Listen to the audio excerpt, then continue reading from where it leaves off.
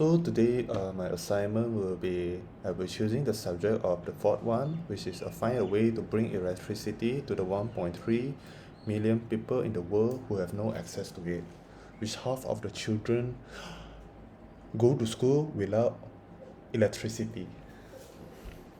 So what are the things that I'm going to think about is following these guidelines given by this course, which requiring us to create a video. And one of the things that they wanted us to do is actually to find out what is the unmet need, who need it, and how do we find that there is a need, and what are the current solution that is unsatisfactory or incomplete. The second one will be the solution, what is my ideas, the element, what is unique, is it practical, and can you use us to visualize it in action. And the third one will be the future, how would you develop and scale your ideas to enable it to benefit the largest. So we can see is the first one is the need, the second one will be the solution, and the third one will be what's the future on the scalability issue lah. And so we move on.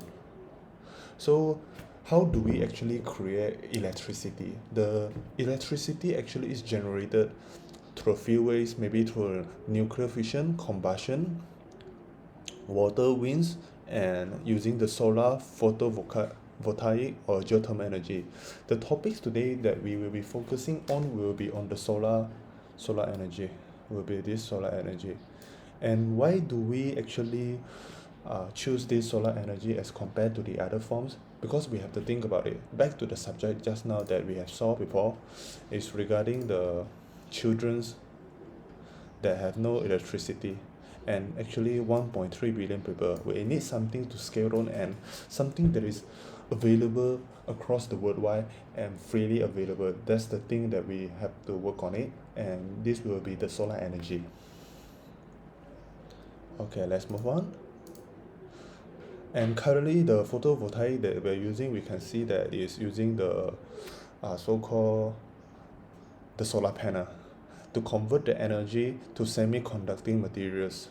I think this is a good thing, but actually the cost I think now is still considered quite expensive, as we can see in like for this is from Tesla, the solar panel, the solar city, and they can put it on top of the roof.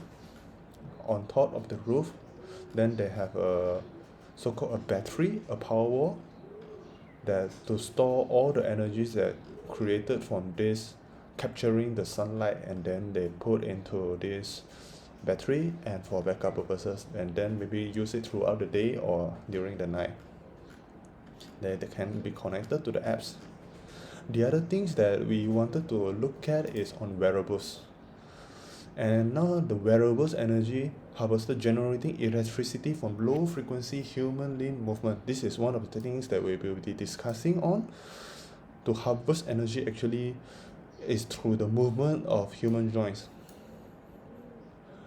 The other things that they are currently using is like this type of technology. There is to walking. And turn is generating energy from people's footsteps. Every time people walk, our technology captures their kinetic energy and turns it into electricity. The more people walk, the more power we can create. We've got operate. So it's actually creating to this kind of walking mechanism, which I think is not quite feasible if you wanted to implement something like this in Africa. So we bring it to the house in Africa, something like this, or maybe like this, or maybe like this.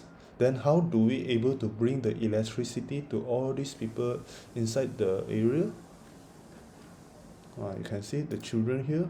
How are we going to bring electricity to all these kind of people at a very low cost? How can we able to bring it to all these people? And we need something that's scalable.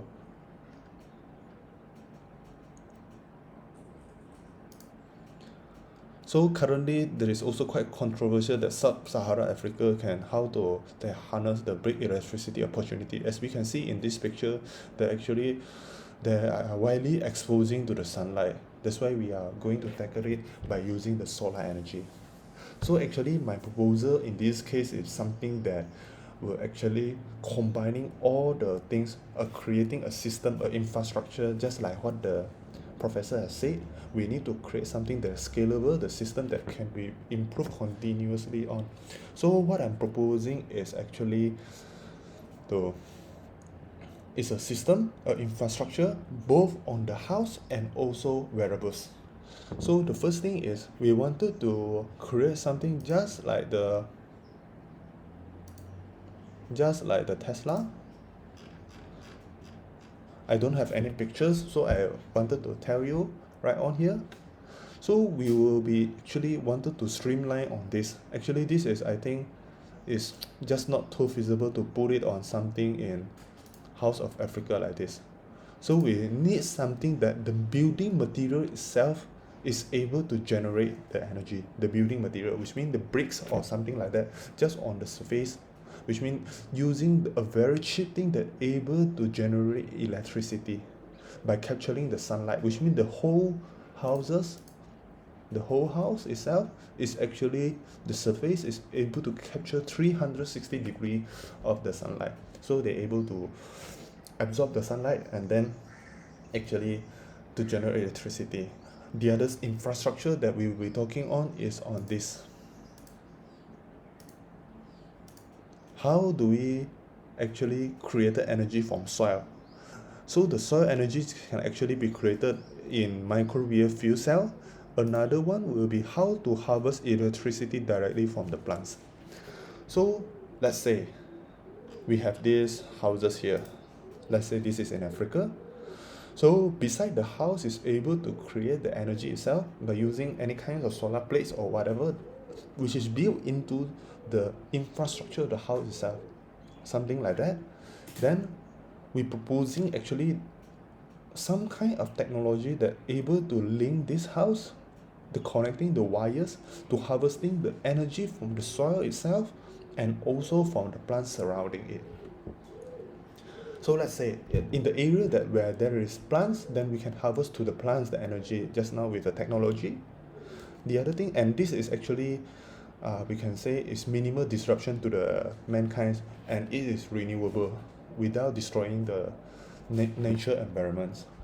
And besides let's say you are having something like this without plants, but we can actually harvest the energy on top of the house and also on the ground with soil, something like that, which means any electrodes or whatever, the scientist or the engineer will need to come up with something to actually harvest this kind of energy.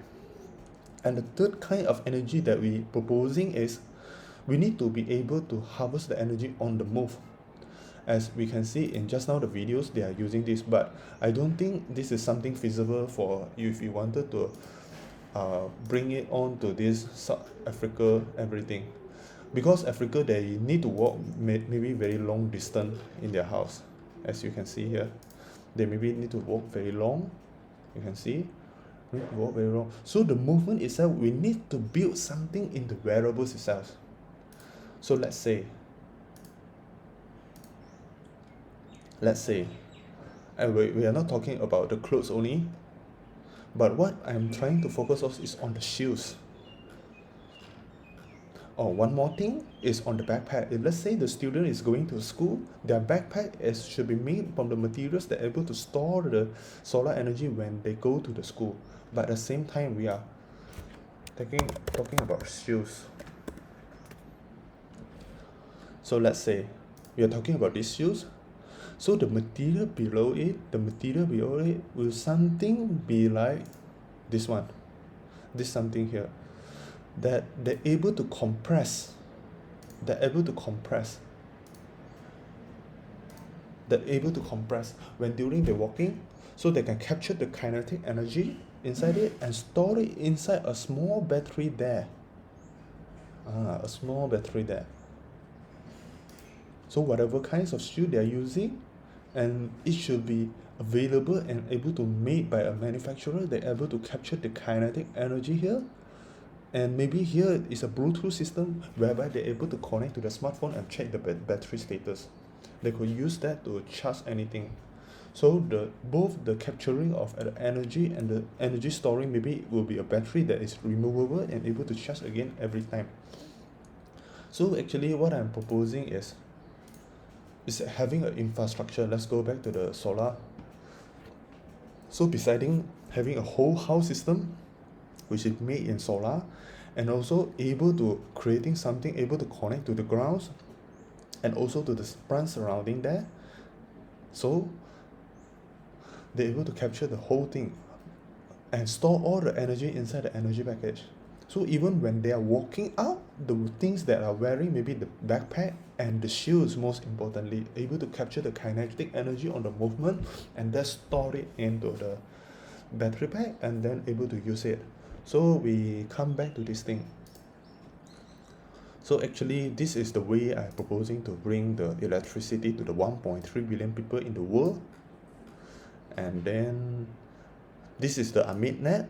So since all the things are actually available already, so I think they're able to meet their solution and more than enough to cover all the electricity that is required and able to store it during emergency, for example a rainy day, or use it on the other part of the world. And this is actually a very clean solutions, which is I think is the future. And the second solution is what is my idea. Just now I already explaining the three things. Actually building infrastructure for the house itself, through the building material itself, all the covering the whole thing, and using the movements, the infrastructure to wearables, which means that through the shoes able to generate the energy, the kinetic energy. And the third thing, actually building the wirings during the building of the house, able to connect all those to harvest the energy surrounding the house to soils or the plants. So we are actually deriving energy from the sun, from the plant, and from the soil, and through movements, all this. So the third question will be the future and how are we going to develop and scale our idea. I think someone have to put in the money to develop. I think it will be very expensive, but all these technology are already available and just need to put it in this kind of users. And one company, I think they'll be using, following this idea, I think is Tesla is already doing, but I think they can do it better. Hopefully they're able to see these videos. And I'm not into engineering, but I do have the ideas, and I think this is very scalable. I think not only in those areas we have no access to the electricity, but rather throughout the world. This is the way that we move into the areas in the future where clean energy and renewable energy is needed by capturing the sun's all the natural surroundings us. And how are we going to innovate? I think the things that we're going to innovate this is to increasing the input. So how do we capturing all the energy at the maximum availability, which means minimum the wastage, which means every drops, every sunlight that we need to capture, everything we capture and reduce during the transition phases into the energy, we minimize the wastage. So we able to maximize the output with the minimum input available. So we are not wasting anything, using the energy from the free energy from the environment and turn it into daily uses such as electricity. So we actually proposing just the mechanism and the infrastructure of turning the natural energy that's free available to us to the other form of energy, which is electricity, which can be converted into powering on the computers, the smartphones, or the house. So that's it. I hope it helps. And today I think it's on the 25th of August 2021. I don't know what the future will be, but I think this will be the future. I thank you everyone for watching this video and have a nice day. Stay safe.